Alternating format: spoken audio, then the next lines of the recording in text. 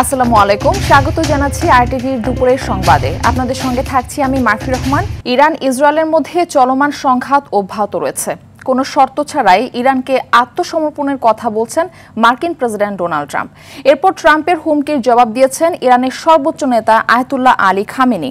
মঙ্গলবার এক্সে দেয়া পোস্টে পূর্ণ মাত্রায় যুদ্ধ শুরুর ইঙ্গিত দিয়েছেন তিনি। বিস্তারিত জানাচ্ছেন ইমতিয়াজ আহমেদ। টানা ষষ্ঠ দিনের মতো চলছে ইরান ইসরায়েল সংঘাত। সময় যত এগোচ্ছে সংঘাত ততই তীব্রতর হচ্ছে। মঙ্গলবারও ফের পাল্টাপাল্টি হামলা করেছে তেহরান, তেল আবিব।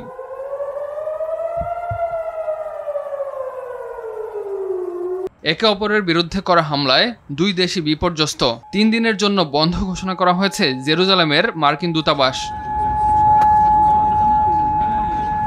মঙ্গলবার কয়েক মিনিটের মধ্যে পরপর নিজের সামাজিক মাধ্যম ট্রুথ সোশ্যালে ইরান সম্পর্কিত বেশ কয়েকটি পোস্ট দিয়েছেন মার্কিন প্রেসিডেন্ট ডোনাল্ড ট্রাম্প, যেখানে ট্রাম্প দাবি করেন ইরানের সর্বোচ্চ নেতা আয়াতুল্লাহ আলী খামেনি কোথায় আছেন তা তিনি জানেন। ইরানের আকাশের নিয়ন্ত্রণ নিজেদের নিয়ন্ত্রণে রাখারও কথা জানান ট্রাম্প।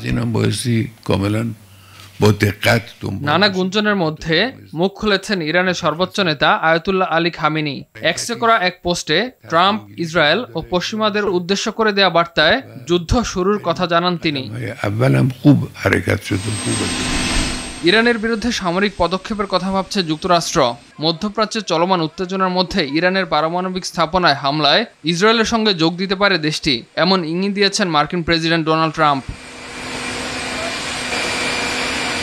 যুদ্ধ বেঁধে দিয়ে এক মুখে দুই কথা বলছেন ট্রাম্প। এ যেন দুমুখ সাপের আচরণ। একদিকে ইসরায়েলকে ইন্ধন যুগে ইরানে হামলা করাচ্ছেন, আবার যুদ্ধ বন্ধের কথাও বলছেন।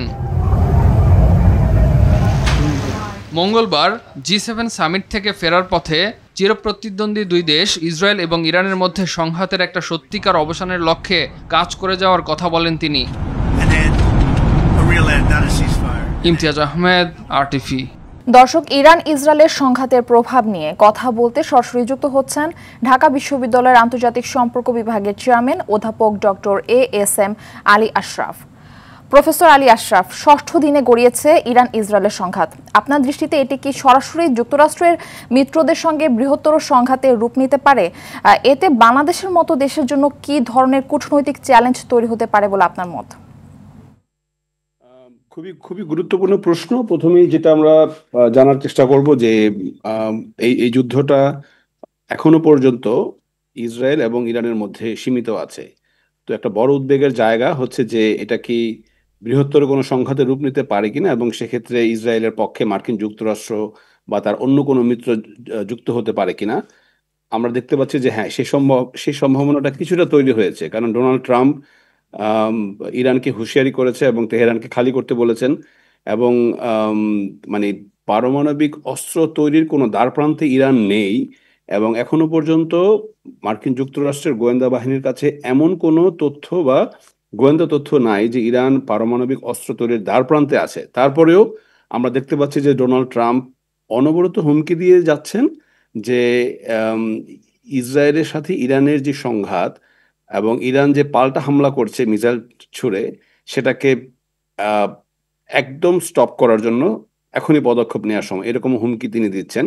এবং সেই হুমকি দেওয়ার মধ্য দিয়ে তিনি খুব সম্ভবত মার্কিন যুক্তরাষ্ট্রের একটা পররাষ্ট্রনীতিতে যে একটা পরিবর্তন দেখছি আমরা বিগত কয়েক বছরে, যে পরমাণু অস্ত্রের হুমকি মোকাবেলায় যে ডিফেন্সিভ মেকানিজমগুলো ছিল, যেটাকে আমরা নন প্রলিফারেশনগুলো বলি, হ্যাঁ, যেখানে আলাপ আলোচনা, সেখানে ডায়ালগস এবং স্যাংশনসের মাধ্যমে চেষ্টা করা হয় কোনো দেশ যদি পরমাণু অস্ত্র বানাতে চায় তাকে নিবৃত্ত করা, সেখান থেকে সরে এসে শক্তি প্রয়োগের মাধ্যমে একটা দেশকে যে পরমাণু অস্ত্র কর্মসূচি থেকে সরে আসার জন্য বাধ্যকরণের যে প্রক্রিয়াটা, যেটাকে আমরা কাউন্টার প্রলিফারেশন বলি, এই জায়গায় আমেরিকা যেই যাচ্ছিল সেটাকে যে সে আবার প্রমাণ করতে চায়, যেটাকে আবার তারা প্রিএমটিভ স্ট্রাইক বলে কিংবা তারা ডক্ট্রিন অফ প্রিএমশন বলে, এই জায়গাতে খুব সম্ভবত আমেরিকা আগাচ্ছে, এবং সেখান থেকে একটা শঙ্কা তৈরি হচ্ছে যে মার্কিন যুক্তরাষ্ট্র হয়তো জড়িয়ে যেতে পারে।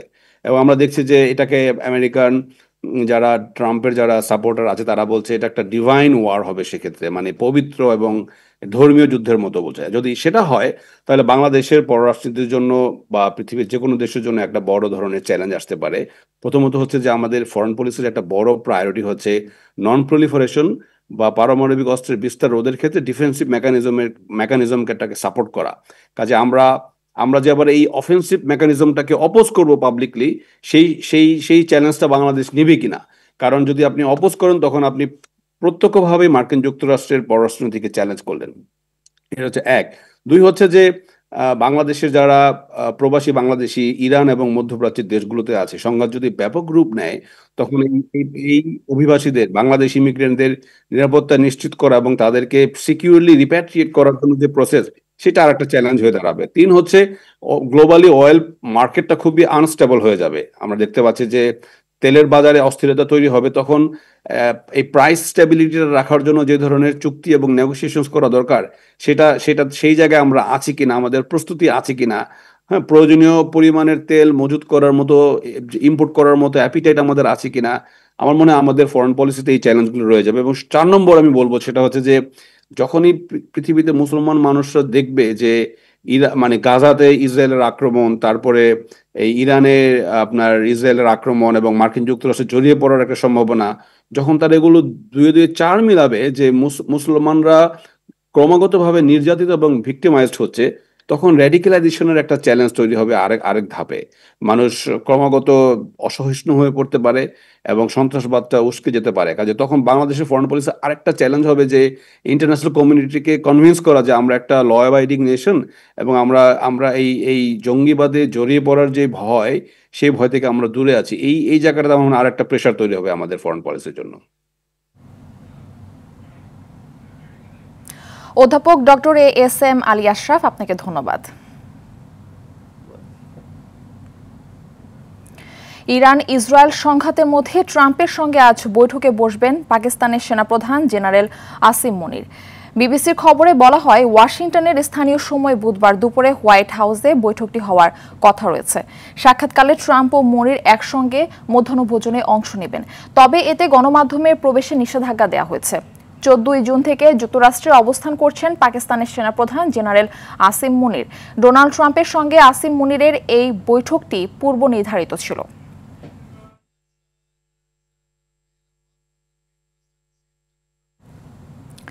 এবার অন্যান্য প্রসঙ্গ। যে কোনো ধরনের নিরাপত্তা নিশ্চিতে এসএসএফকে সজাগ ও সতর্ক থাকার আহ্বান জানিয়েছেন প্রধান উপদেষ্টা ডক্টর মোহাম্মদ ইউনূস। সম্প্রতি যমুনার সাইবার নিরাপত্তা সুসংহত করায় সংস্থাটিকে ধন্যবাদ জানিয়ে যে কোনো নিরাপত্তা হুমকি পর্যালোচনা করে সেগুলো মোকাবেলা করার জন্য যাবতীয় প্রস্তুতি গ্রহণ করার পরামর্শ দেন তিনি। এসএসএফ এর 39তম প্রতিষ্ঠা বার্ষিকী উপলক্ষে সকালে প্রধান উপদেষ্টার দরবারে দেয়া ভাষণে তিনি এসব কথা বলেন।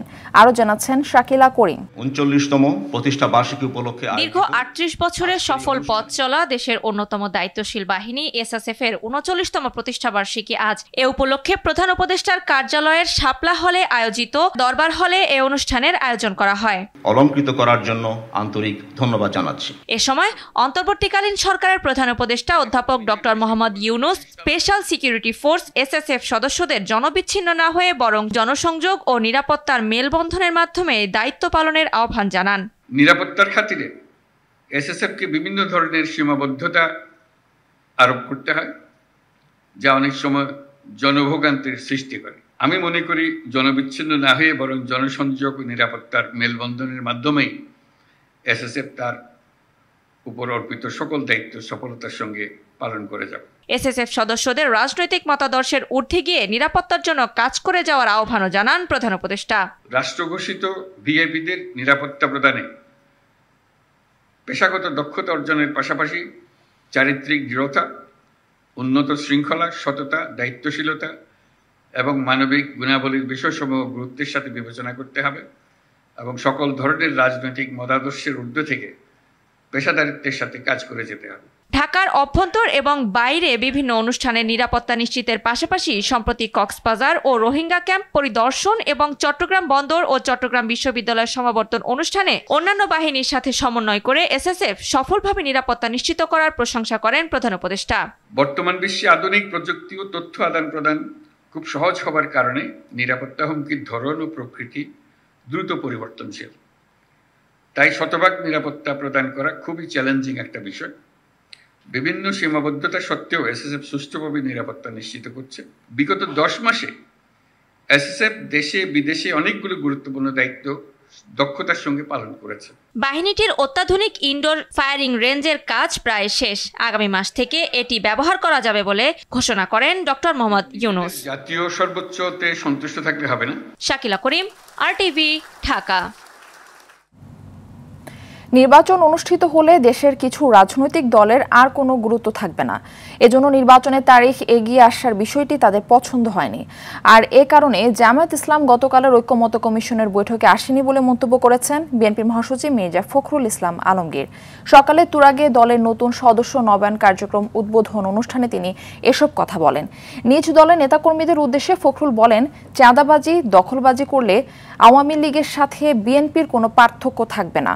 মানুষের ভোটের অধিকার ফিরিয়ে দিতে বিএনপি 15 বছর সংগ্রাম করেছে জানিয়ে নিজেদের কর্মকাণ্ডে এই অর্জন যেন নস্যাৎ না হয়ে যায়, এজন্য নেতাকর্মীদের সজাগ থাকার আহ্বান জানান মির্জা ফখরুল।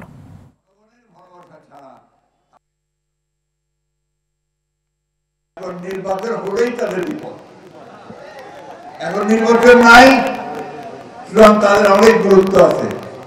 যে নির্বাচন হয়ে যাবে তত জনগণের যারা ভালোবাসার দল তারাই তো ক্ষমতায় আসবে, তাই না? তো তখন তাদের গুরুত্ব কতটুকু থাকবে কি থাকবে না তখন নির্ধারিত হবে। যে কারণে ওরা নারাজ হয়েছে এবং নারাজ হয়ে গতকালকে একটা বৈঠকে হাজির হয় না। যে আমরা একটা নতুন বাংলাদেশ চাই, পরিবর্তন চাই, ওই আওয়ামী লীগের আগের মতো দুঃশাসন চাই না। আমরা ওই বিচার ব্যবস্থা চাই না যে যেখানে বেআইনি ভাবে বিএনপির লোকদেরকে সকলকে কারাগারে দেওয়া হবে। কাজের গতি বাড়িয়ে নির্বাচন নিয়ে অন্তর্বর্তী সরকার যে ওয়াদা করেছে তা দ্রুত বাস্তবায়ন করার আহ্বান জানিয়েছেন বিএনপির সিনিয়র যুগ্ম মহাসচিব রুহুল কবির রিজভী। সকালে শহীদ প্রেসিডেন্ট জিয়াউর রহমানের সমাধিতে শ্রদ্ধা নিবেদন শেষে এই কথা বলেন তিনি। বলেন, গণতন্ত্রকে শক্তিশালী করার জন্য একটি অবাধ ও সুষ্ঠু নির্বাচন দরকার। যত দ্রুত নির্বাচন অনুষ্ঠিত হবে তত দ্রুত গণতন্ত্রের উত্তরণ হবে। যদি কেউ মনে করে বর্তমান সরকার নিরপেক্ষতা হারিয়েছে, সেটি আলাপ আলোচনা করে সমাধান করারও আহ্বান জানান রিজভী।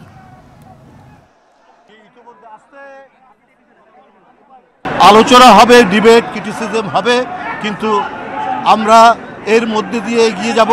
আমরা একটি অবাধ সুষ্ঠু নির্বাচনের মধ্যে দিয়ে জনগণের নির্বাচিত সরকার গঠিত হবে। সেই ক্ষেত্রে প্রধান উপদেষ্টার যে অঙ্গীকার, তিনি সুস্পষ্ট ভাষায় যে কথাগুলি বলে এসছেন, আমার মনে হয় সেটিরই প্রতিফলন ঘটবে। নিয়মিত স্বাস্থ্য পরীক্ষার জন্য সন্ধ্যায় হাসপাতালে যাবেন বিএনপি চেয়ারপারসন ও সাবেক প্রধানমন্ত্রী বেগম খালেদা জিয়া। দলটির মিডিয়া সেলের সদস্য শায়রুল কবির খান এই তথ্য জানিয়েছেন। তিনি জানান, সন্ধ্যা 6টায় গুলশানের বাসা থেকে বসুন্ধরা আবাসিক এলাকায় এভার কেয়ার হাসপাতালে যাবেন বেগম খালেদা জিয়া। এর আগে যুক্তরাজ্যের লন্ডনে প্রায় 4 মাস চিকিৎসা শেষে 6 মে দেশে ফেরেন বিএনপি চেয়ারপারসন ও সাবেক প্রধানমন্ত্রী খালেদা জিয়া।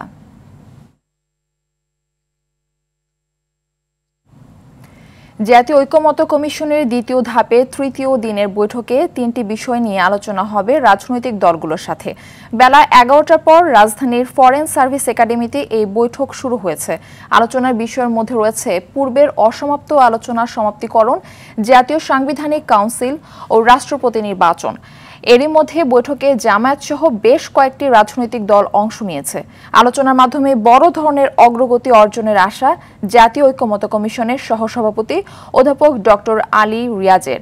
এর আগে গত 3রা জুন প্রথম দিনের বৈঠকে 33টি দল অংশগ্রহণ করে। এছাড়া দ্বিতীয় দিন গতকাল 29টি দল অংশগ্রহণ করে।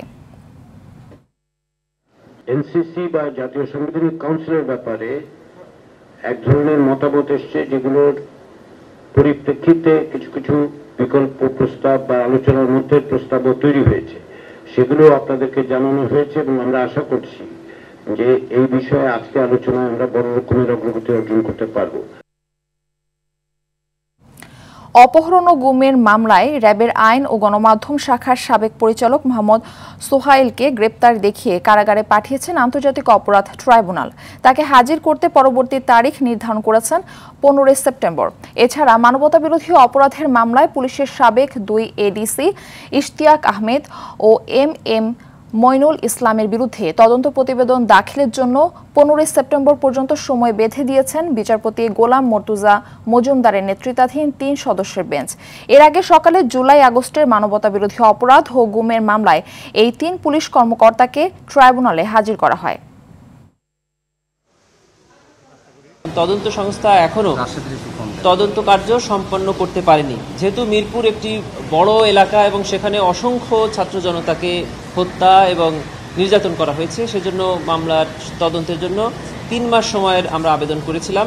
আমরা আশা করছি যে আরও কম সময়ে তদন্ত সংস্থা তদন্ত কার্যক্রম সম্পন্ন করবে। মাননীয় ট্রাইব্যুনাল আমাদের উক্ত আবেদনটি মঞ্জুর করে 3 মাস সময় দিয়েছেন আমাদেরকে। চট্টগ্রাম নগরীতে করোনার সংক্রমণ বাড়তে থাকায় টিকা কার্যক্রম শুরু করেছে চট্টগ্রাম সিটি কর্পোরেশন। প্রথম ধাপে 60 ব্যক্তি, প্রসূতি এবং করোনা যোদ্ধাদের এই টিকা দেয়া হবে।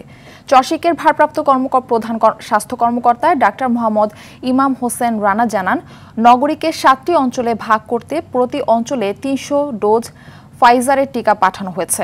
সিভিল সার্জন কার্যালয়ের তথ্য অনুযায়ী জেলায় প্রায় 80,000 ফাইজারের টিকা মজুত রয়েছে। ধারাবাহিকভাবে উপজেলা পর্যায়েও এই টিকা সরবরাহ করা হবে।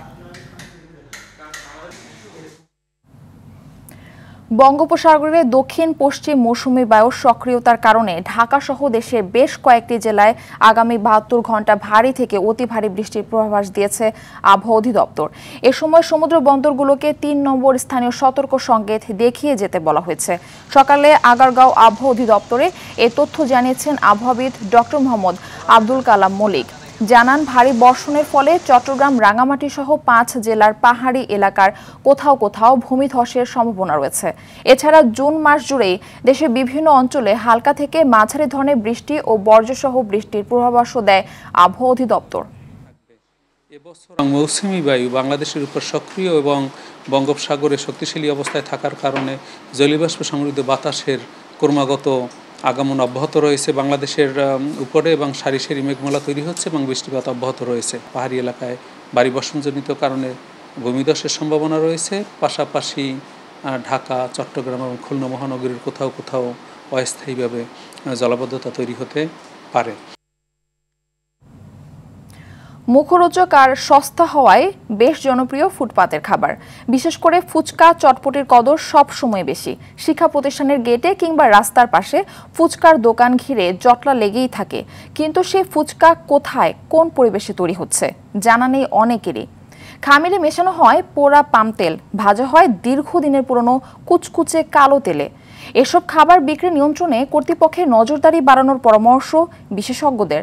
অস্বাস্থ্যকর খাবার নিয়ে সাদিয়া কানিজের ধারাবাহিকের প্রথম পর্ব আজ। ছবি তুলেছেন নাজমুল হাসান সাইমন। পানিপুরি অথবা ভেলপুরি খাওয়ার জন্য ছুটির অপেক্ষায় থাকে শিক্ষার্থীরা। শিক্ষা প্রতিষ্ঠানগুলোর সামনে তাই লোভনীয় এসব খাবারের দোকান ঘিরে জটলা লেগেই থাকে।